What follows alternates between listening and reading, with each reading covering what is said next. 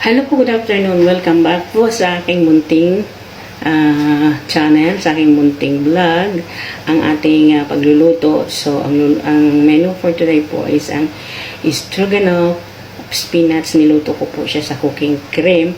This is in a Greek way po siya. Actually, this is my menu but kinumbert lang niya sa kanilang pagkain, sa kanilang style dahil ayaw nila ng style. Gusto nila ang style nila.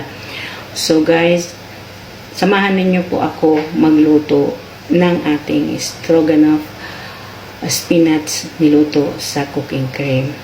So, samahan po ninyo ako and don't forget po to subscribe sa aking munting channel, Alminda Mix Vlog, and please hit the notification bell para po updated kayo sa aking pagluluto, munting pagluluto, munting kaalaman po.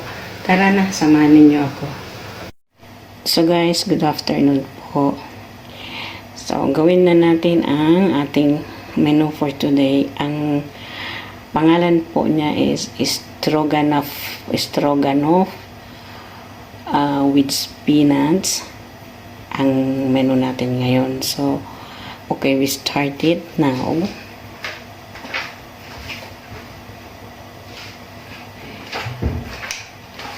Lagyan natin ng olive oil.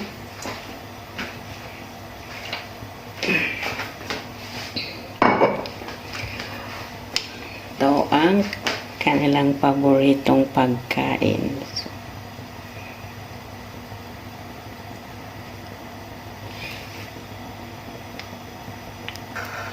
So, lagay na po natin ang ating sibuyas. Actually, guys, ang sibuyas.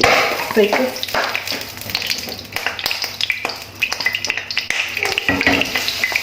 Naka-grind po yung sibuyas. Ayaw nila ng buo eh.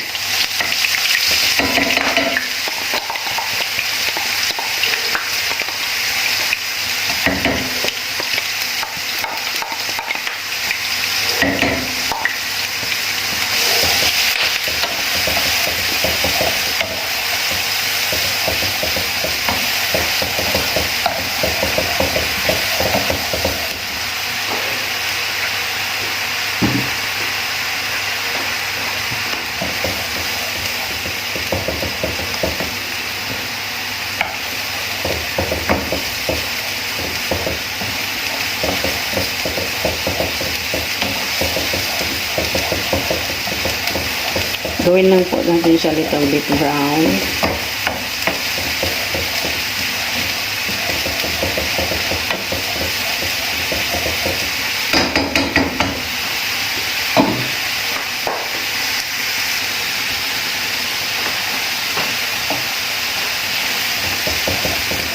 Brown lang po natin siya.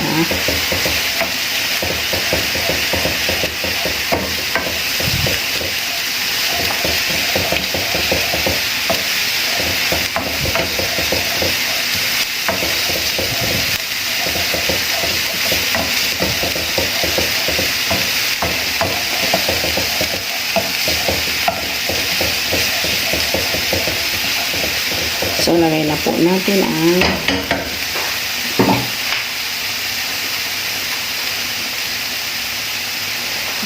ito po yung stroganoff. Nandun yung pangalan niya. Ayun. Yan.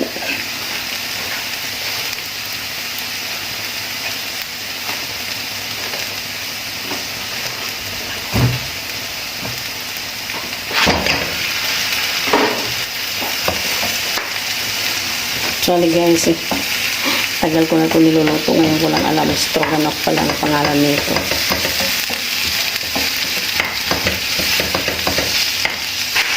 Ayan, lutuin na lang po natin ang stroganoff para ilagay na natin yung ayan. Actually guys, luto na yan siya. So, ganito po lang yung pagluluto dyan sa stroganoff with spinach and cooking cream. Ang nagpapasarap po sa kanya is yung cooking cream actually guys.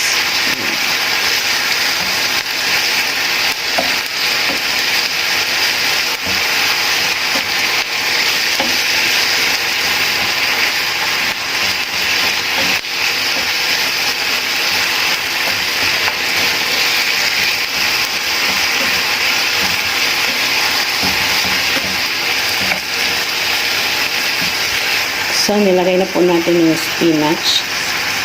Spinach! Actually guys, mayroon siyang durog na spinach, mayroon siyang whole. Ibig sabihin yung whole, yung buo pa siya, pero frozen siya. Ito durog ito, hindi ito whole.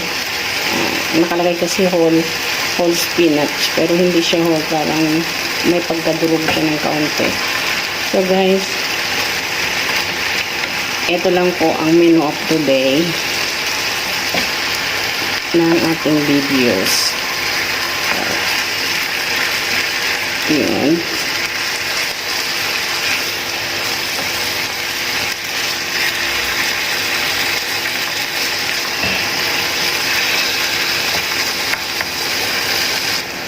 So, ilagay na po natin ang cooking cream.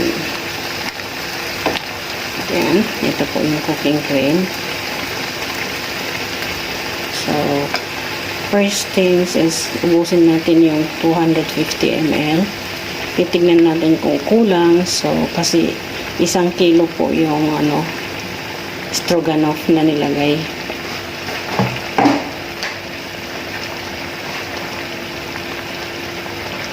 So, tingnan po natin. Pero yung yung spinach niya is half kilos lang kasi mas gusto daw nila marami yung karne kaysa sa gulay.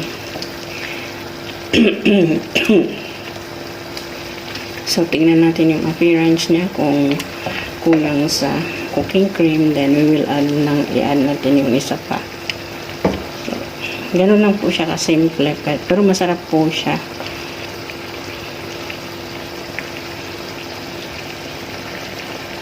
Simpleng cook natin yan.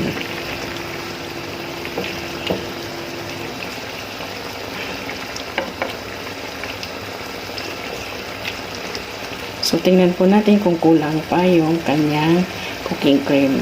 So, ilagay na po tayo ng black pepper. Okay, black pepper.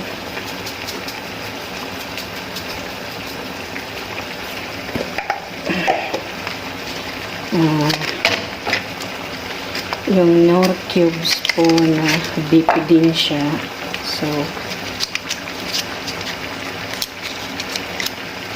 then, ilagay ko po itong dalawa para mas masarap po siya. Diba?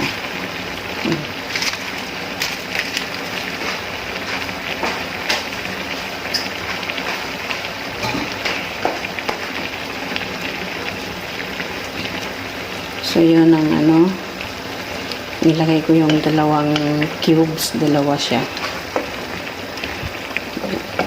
So, actually guys, kulang yung cooking cream. So, nagdagan po natin siya ng cooking cream.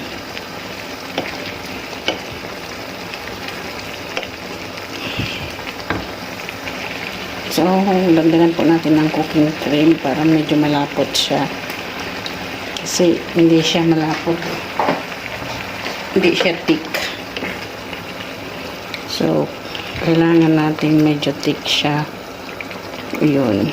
So, palutuin na po natin ang stroganoff.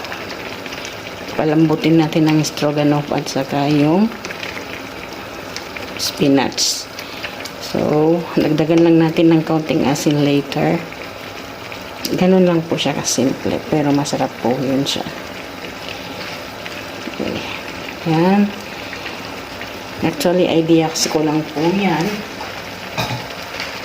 Tapos, inadapt ko sa kanila. Nagustuhan naman po nila. So, yan po ang kalabasan niya. So, later po, titingnan natin kung luto na siya mamaya. So, I will leave it like half an hour or more than like 45 minutes po para maluto talaga yung stroganoff na meat, and then hahaingin na po natin siya.